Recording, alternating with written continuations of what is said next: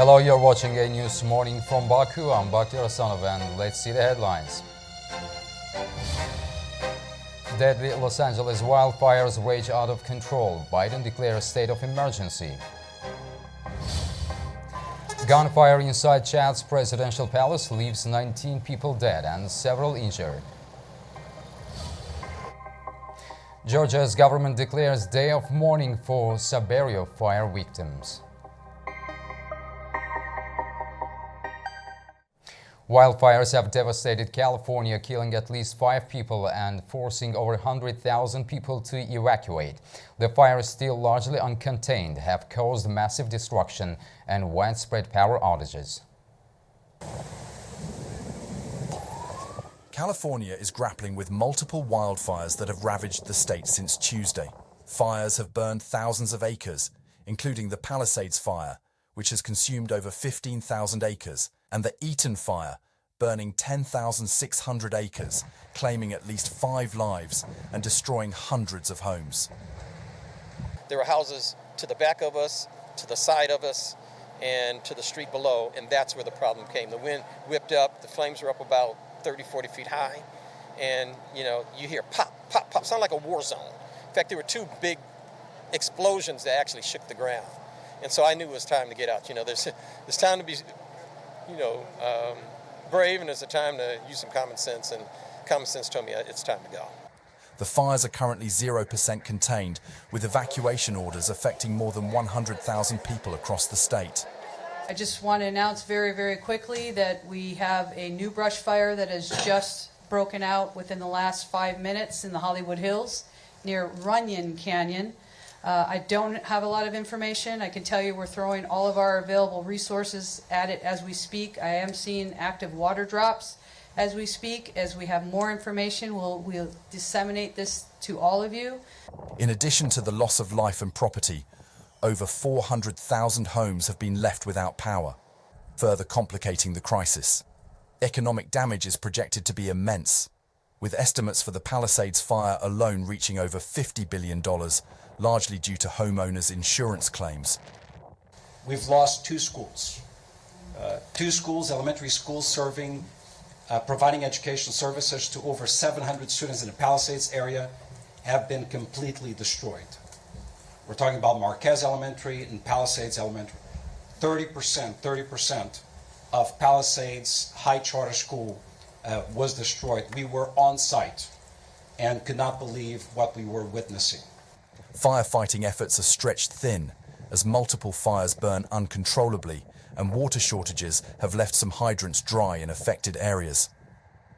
It's a lot, but nature wins. And I just saw a lot of friends' homes go down. Luckily, my place saved.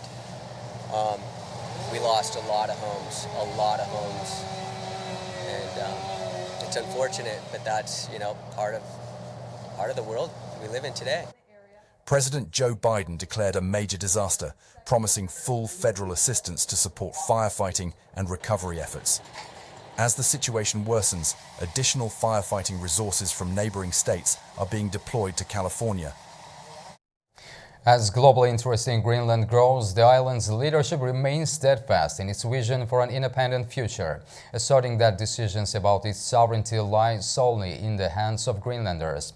Locals, on the other hand, do not share unanimous thought on this issue.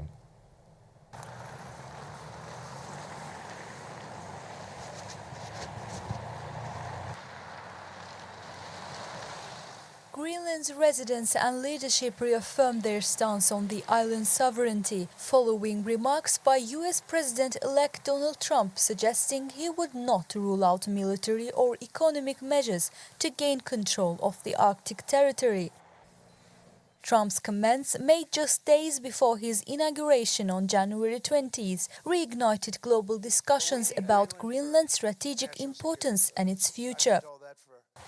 Residents of Greenland's capital, Nuuk, emphasized the island's resolve against external acquisition, while some of them stated island's strategic importance. We have been together in a union for 300 years. We don't need to talk about that stuff. I prefer Denmark, of course. EU i dag, det tror jeg ikke. I don't think we can answer that right now. I don't think so. Because we are not ready here in Greenland. We are not independent either. We are also not ready for which country we will cooperate with in the near future. Land, vi skal samarbejde med. Så stort. Greenland is so big that in my eyes, Denmark doesn't matter a lot to me. It's just a small country. We can't use them any longer because there are so many great powers in the world. So our partner should be a great power because Greenland is very wealthy, we have everything. While Denmark has ruled Greenland for 600 years, the island's 57,000 inhabitants govern their own domestic affairs under an autonomous system. Prime Minister Muta Eide has consistently advocated for eventual independence, firmly stating that Greenland is not for sale. The relationship between Greenland and Denmark has faced strain in recent years, with lingering allegations of colonial-era mistreatment of Greenlanders. Despite this, Denmark's government maintains the decision about Greenland's future rests solely with its people. Danish Foreign Minister Lars Løkke Rasmussen echoed this sentiment, adding that while Greenland could pursue independence if its citizens desired, the notion of becoming a US state was improbable. Responding to Trump saying the US needs Greenland for national security purposes, the Prime Minister of Denmark said that Greenland is not for sale. William Denslow brings more on that from Brussels. At a press conference on Tuesday, Donald Trump claimed that Greenland was surrounded by Russian and Chinese ships. For that reason, citing national security concerns, he called on Denmark to give Greenland up. If not, Donald Trump warned that Denmark could face very high tariffs imposed by Washington.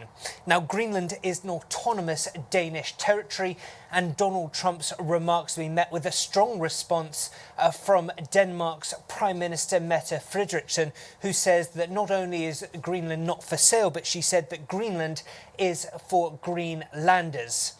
We've also heard from French officials warning against the threat of seemingly attacks on what they described as EU sovereign borders, Denmark, of course, being a member of the European Union. When it comes to the EU's responses, well, Commission officials were quizzed on this by members of the press on Wednesday, and Commission spokesperson said that they don't comment on comments, but they said that sovereign states must be respected, or the sovereignty of states must be respected, adding, though, that as the EU braces for the Trump administration that comes into office on January 20th, they say that they are hoping for strong cooperation on areas of interest. A Commission spokesperson also urged the international community and the press, indeed, to dial down the temperature, saying that this at this stage is purely hypothetical, and comments from a president-elect, someone who's not yet in office. The EU does add, though, that they hope to find positive areas of outcome working with Washington going forward, but they say they are preparing for all potential outcomes when Donald Trump is in office, and that they will defend their interests as needed. But ultimately, the bottom line, as far as the EU is concerned, is to find areas of cooperation. William Denslow, Frey News, Brussels. Gunfire erupted at Chad's presidential palace on Wednesday, leaving 19 people dead and several others injured. The government quickly responded, claiming the situation is now under control.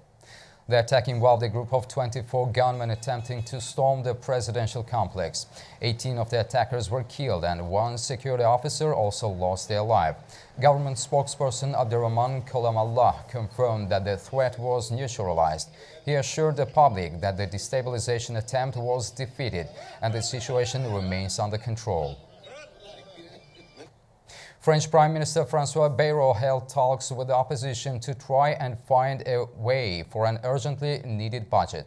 Rose Cullen brings more on that from Paris. On Wednesday, the French Prime Minister François Bayrou convened members of the opposition for crucial discussions to see if there can be a way forward, agreement between the parties on France's budget. Now, the budget that is currently in force is the 2024 budget because there was no agreement by MPs before the end of last year, and so they rolled over the 2024 budget into this year as a temporary measure, a stopgap to avoid a US-style shutdown because the plans for this year's budget collapsed in December with the ousting of Michel Barnier, the previous Prime Minister, the first time a sitting Premier had been removed by lawmakers since the 1960s. And so François Bayrou, the new Prime Minister, is trying to get a as broad spectrum of political views to inform on the budget plans to make sure that the budget will be able to pass Parliament. He has said that he doesn't want to use this special parliamentary tool to force legislation through the National Assembly. He does want MPs to vote on and approve his budget. However, a reminder that he and his ministers and the government are well short of a majority. It is imperative in the National Assembly at the moment in France for the government to be able to rely on votes from the left, votes from the Green Party, from the right, from the far right. They need a broad spectrum of MPs to vote in favour of legislation for it to pass because they are a minority government. And the budget is a crucial measure, and we have already had the left saying that they would like to see changes to the controversial pension reform of 2023. The Prime Minister says he's open to something called adjustments to that. We don't have the exact details of what he means by adjustments. President Macron will be very wary of any idea to unravel that contentious reform, which he regards as an important part of his legacy, but which set off street riots and major mass protests during 2023. So we'll see if there can be any movement on pensions.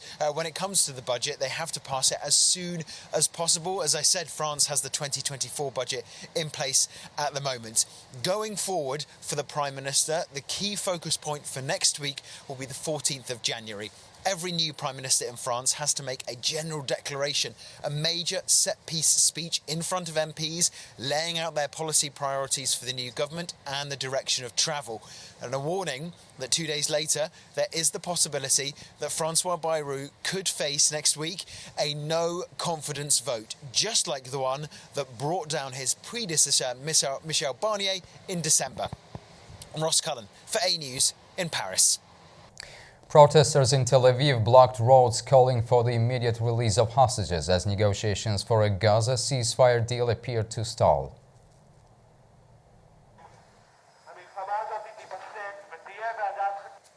Families of hostages held by Hamas for 15 months took to the streets, holding large photos of their loved ones.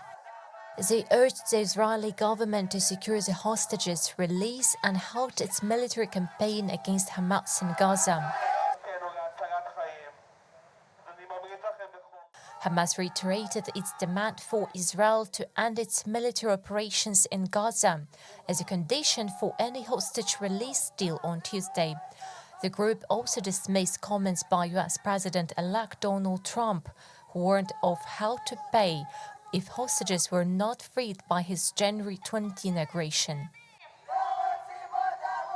A year ago, the 5 photos of the 5 young women was published in the Daily Mail, and a year after, they are still there.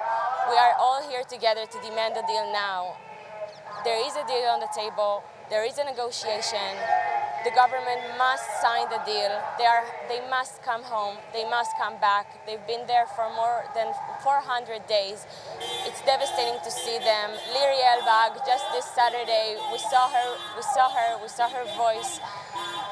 All of us were devastated. They can't stay there. They have to come back home now. I have to be optimistic because maybe President Trump's election will get will jolt the system in a way, because for the past 15 months everything was stuck. So maybe him coming to power will get the balance of power differently, so we will have advancement in the stock. I'm optimistic, of course, I have to be optimistic.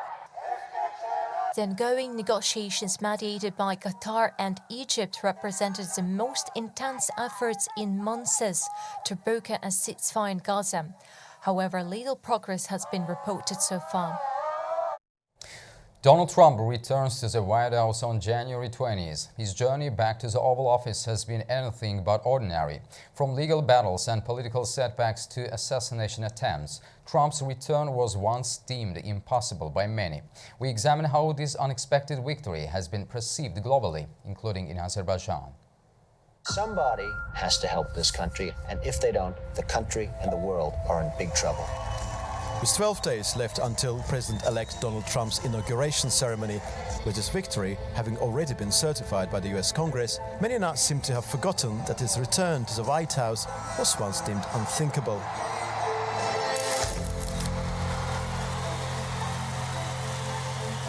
For the man himself, a comeback in some form or shape has perhaps never been a matter of if, but that of must, even when he bid farewell to Washington on a cold January morning in early 2021.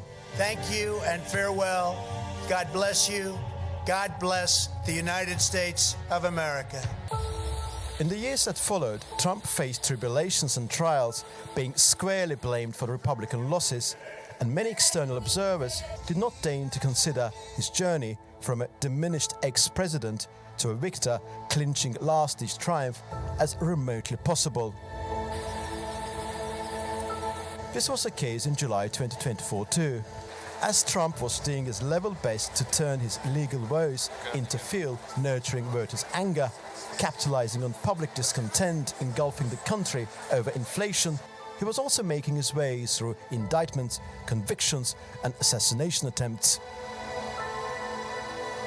Even when he stood surrounded by Secret Service agents, raising his fist in the air, shouting "Fight, fight, fight" after an assassination attempt made on the 13th of July, not his prospective victory, but future glory's failure that many thought would be possible. However, unpredictability, a quality generally associated with Trump's personality, was perceived in a different light by some others.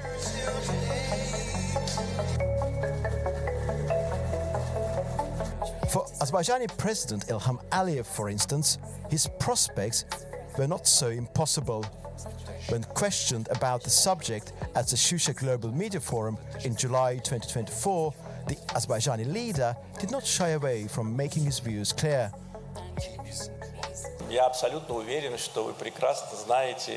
I am absolutely sure that you know perfectly well what preference I would make. And I think I am not the only one in Azerbaijan. As far as we are concerned, of course we look at this situation through our own prism. The decision will be made by the American people. It is their president that will be elected. But it is also of great importance for the whole world, because the fate of many and many peoples and countries will largely depend on the decisions that will be made by the first person of the United States. Back then, Aliyev also stated that his country enjoyed very fruitful cooperation based on mutual respect, adding that relations with the United States were largely stable under the Republican administration. During the presidency of President Trump, we enjoyed very fruitful cooperation, relations based on mutual respect and appreciation of mutual support on different tracks. Our relations with the United States were pretty stable, despite ups and downs, which happened not on our initiative. Therefore, For Aliyev, Trump's campaign message, built upon an argument that there were no wars under his administration, was something deserving respect. Indeed, this evaluation of the Azerbaijani leader could most certainly be regarded as amounting to, if not an outright endorsement, but a subtle prediction and a carefully constructed statement as to his preference.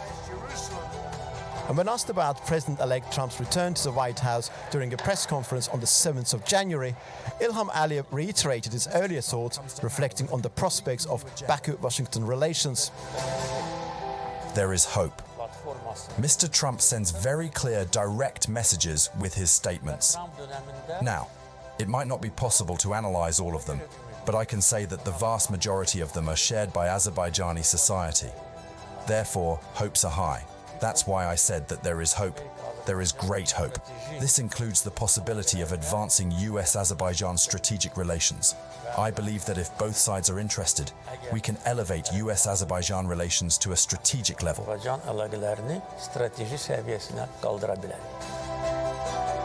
Well, indeed, there seems to be a sense of hope in the air.